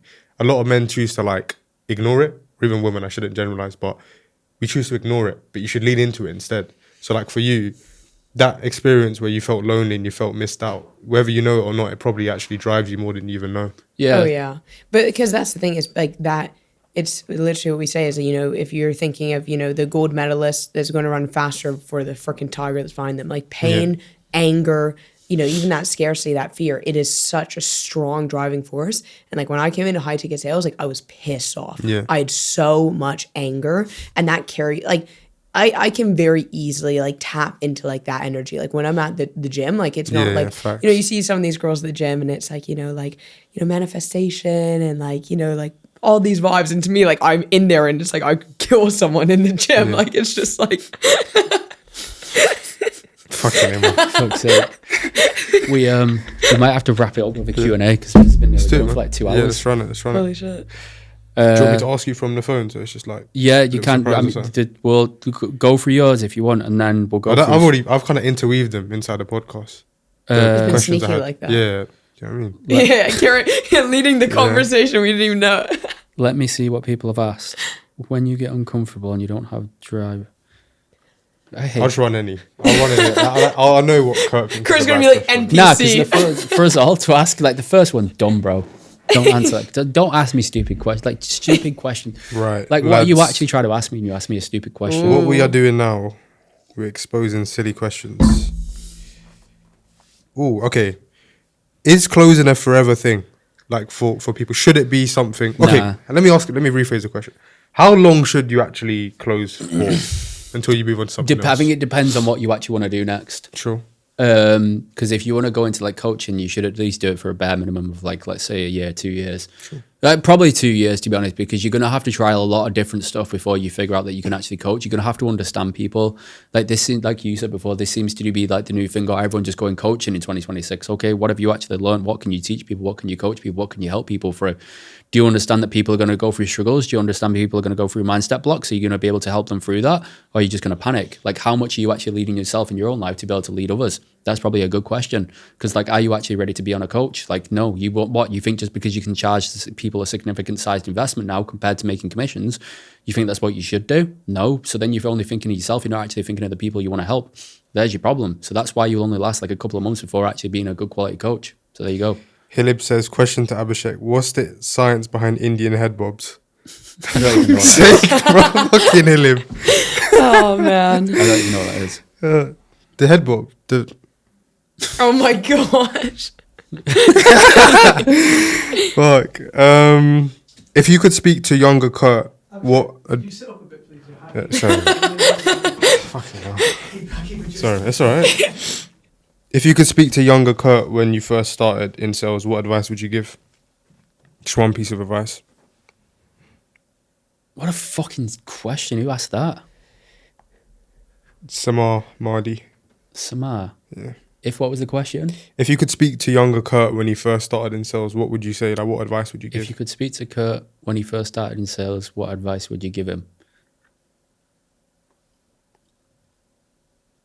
Think back to them 7 to 12 triages hitting the That's gym. so difficult. To like every day that you doubt yourself, every day that you think it's not going to work, every struggle that you ever go through, it will create the person that you actually want to become. It will create you a far better person if you can actually just push through that.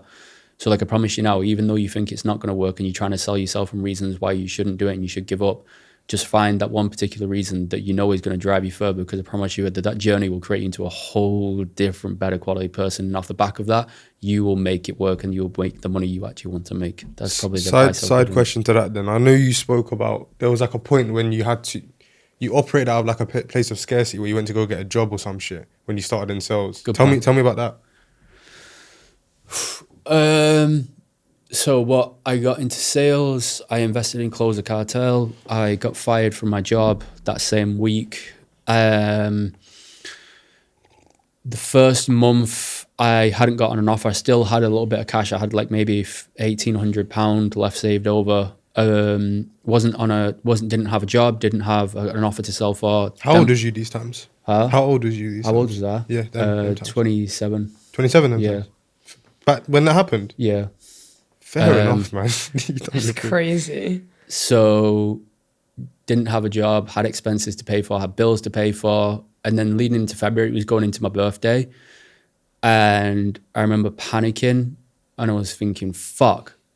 So I invested into another program, which was Cadence Trays. Honestly, that sounds like a ridiculous decision. It was the best decision that I could have ever made, genuinely, like actually making that investment. I'm laughing because I would do some shit like that.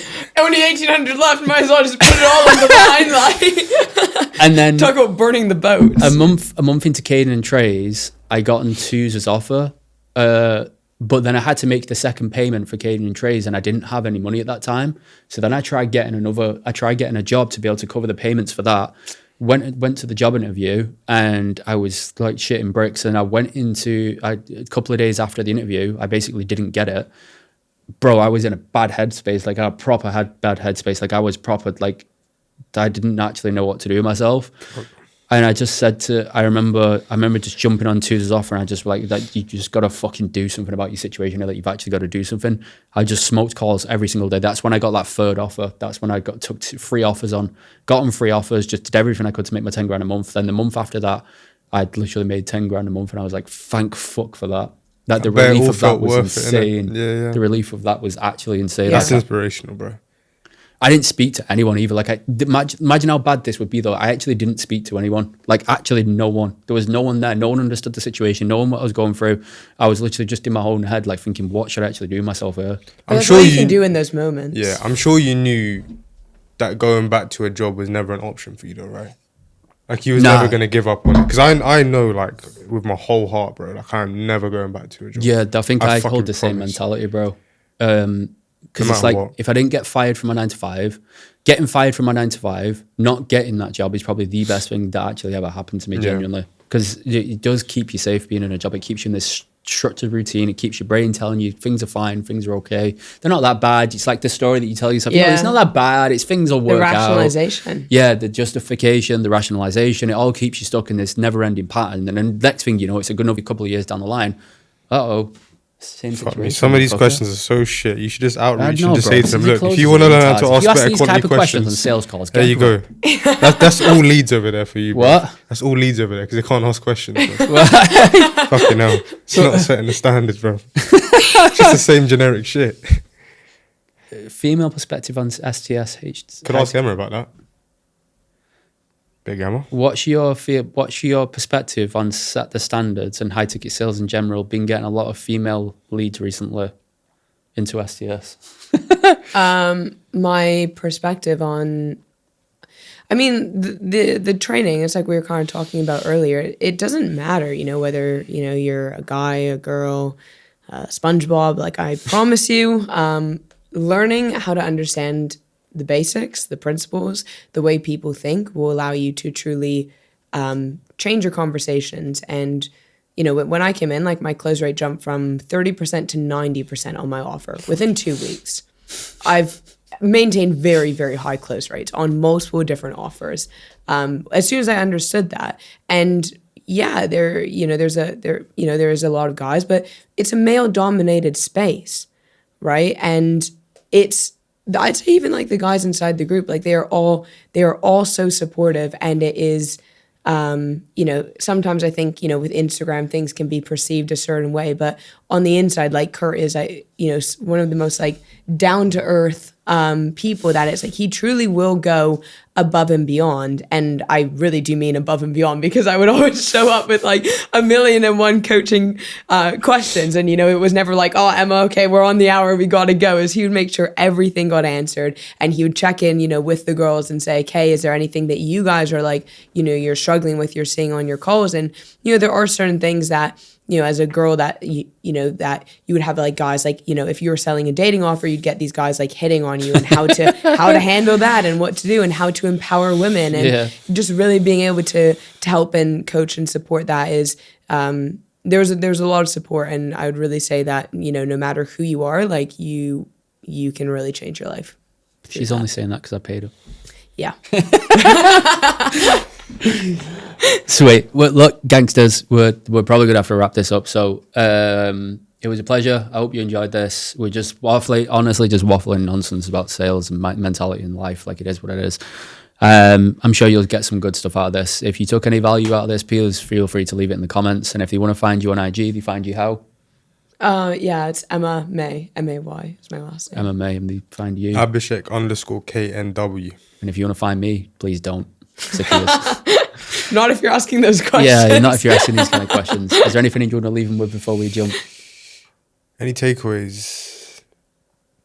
Just gonna put my fucking head down and just get to work. I think the biggest takeaways is I think there's a lot of people in the audience that are kind of watching this that, are on the fence or considering, maybe they've done some sales training before, or maybe they're looking at getting into something for the first time. And the biggest thing that I would say is to take the leap, because you're never going to know until you do it. Yeah. Was your question about STS basically? No, just anything, just sales in general. Is there anything you want to leave people with? No, I will say something about STS though. Like, if you do show up, apply yourself, and you're not just a ghost, you just says nothing, like, the guys will look after you. That's one thing I've said. Like, people will respect you and give you the time of day if you actually show up. Yeah. That's generally one thing I'll say. Can't do much more than that. You can help people, but only if people want to help. Yeah, a lot of people themselves. say like, oh, group's getting bigger and all this bullshit. But if you actually stand out and you're someone that's likable and you show up and you put in the work and you're hungry, everyone will know. People will take care Yeah. of you and you'll get to where you want to go. No, that's fair. That's what I'd say. Yeah. Look, pleasure as always doing these videos. We're going to chop and change some stuff up. It's going to be savage. It's going to be a ton of value. So hopefully you enjoy this. We're going to go. We're going to leave you. We're going to go make some more money, all of us. Hopefully you do the same. See you later, boys.